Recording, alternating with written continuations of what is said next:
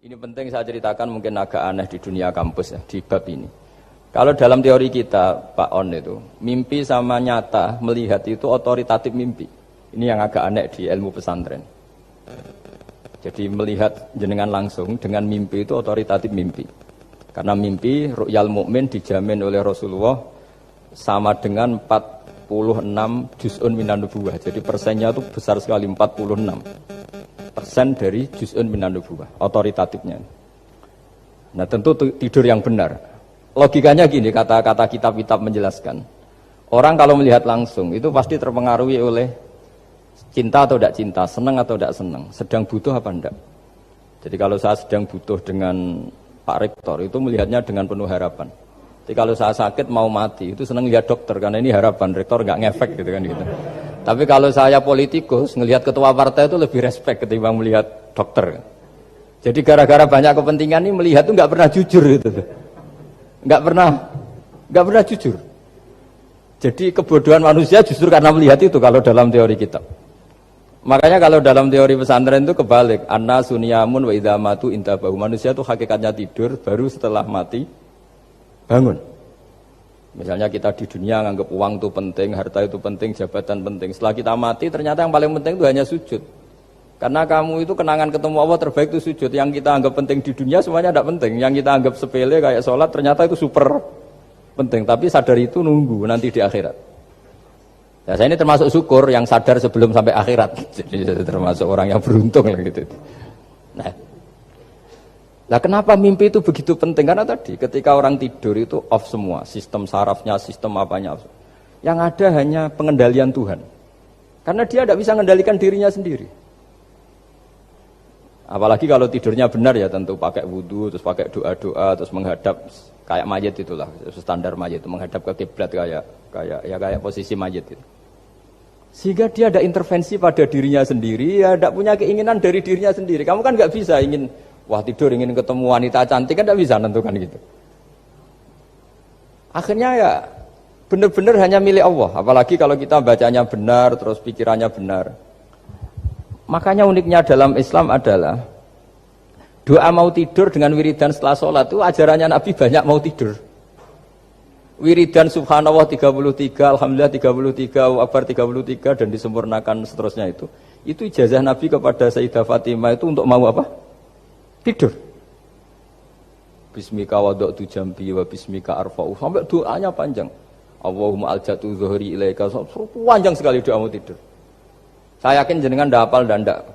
Paling ya bismika wada'tu jambi apa? Bismika Allahumma ahyawamu. Itu sebagian ustadz bilang itu doa ngaji katanya.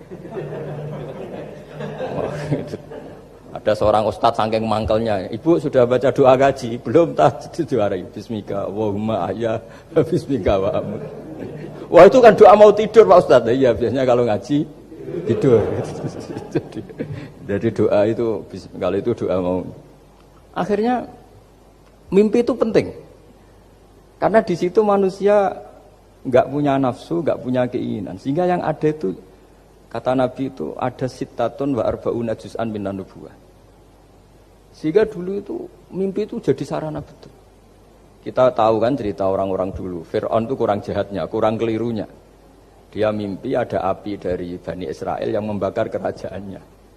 Dan semua pentakwilnya sepakat itu maksudnya Anda akan dihabisin kerajaan Anda oleh bayi dari Bani Israel. Begitu juga raja zaman Nabi Yusuf itu mimpi kalau ngalami ada 7 sapi yang gendut dimakan oleh 7 sapi yang kurus. Jadi mimpi itu sarana bahkan dari orang kafir.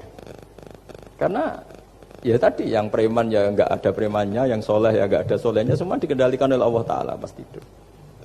Sehingga tidur ini menurut agama lebih otoritatif asal dengan tidur yang benar.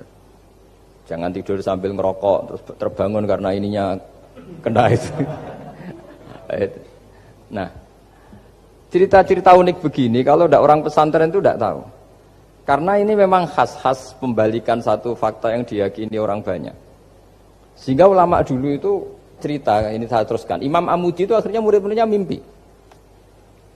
Mimpi di situ tanya, Pak Ustadz, Anda masuk surga enggak ketika hidupnya hanya nerangkan matematika? Oh iya, saya bahkan enggak sekedar di surga. malaikat dikumpulin Allah untuk mendengarkan presentasi saya ngajar matematika. Jadi kata dia cerita, Allah bilang gini ke malaikat, hei para malaikatku, kenapa kamu iman sama saya? Ya karena saya melihat engkau ya Allah, melihat kekuasaan engkau. Tapi imannya orang ini itu melebihi iman kamu. Wah ya tidak bisa, saya melihat engkau langsung, ini tidak melihat engkau langsung. Kenapa begitu yakin seperti yakin kita? Oh iya. Terus Imam Mahmudi, silahkan ajari matematika. Mahmudi mulai ngajari matematika. Terus beliau ngajari ya sederhana. Angka 2, 3 sampai ribuan sampai jutaan itu bin nisbat ilal wahid nisbatun wahidah, yaitu nisbatul far'i ilal asli. Hanya ngajar itu tok. Dunia ini apapun banyaknya variannya, apapun banyak makhluknya, itu semuanya adalah nisbatul far'i ilal asli. Angka 2 ya cabangnya 1, 1 juta ya cabangnya 1, semua itu dimulai dari 1. Jadi di mana-mana hitungan itu dimulai dari 1. Dan 1 ini harus ada, yaitu Tuhan. Matematika akhirnya malaikat, wah keren juga maksudnya. Keren juga maksudnya. Akhirnya Allah bilang, dan itu didawuhkan juga oleh Rasulullah SAW, tuba liman amana bi walam yaroni. Yang hebat itu imannya orang yang enggak melihat saya. Makanya masyhur itu malaikat ditanya Allah, siapa iman yang paling kuat? Ya kita, karena melihat engkau langsung ya Allah. Para nabi. Terus tapi yang dari sekian pertanyaan itu jawab sama, yang paling ajaib adalah umat-umat Muhammad di akhir zaman, enggak menangi nabinya, juga enggak pernah lihat surga neraka, tapi iman sama saya. Dan mereka punya cara untuk imannya ini berkualitas sama dengan kamu para malaikat. Ya diantaranya dengan cara logika yang saya utarakan tadi. Am khuliqu min ghairi syai'in am humul khaliqun. Kalau alam raya ini wujud, maka penyebabnya harus sesuatu yang wujud.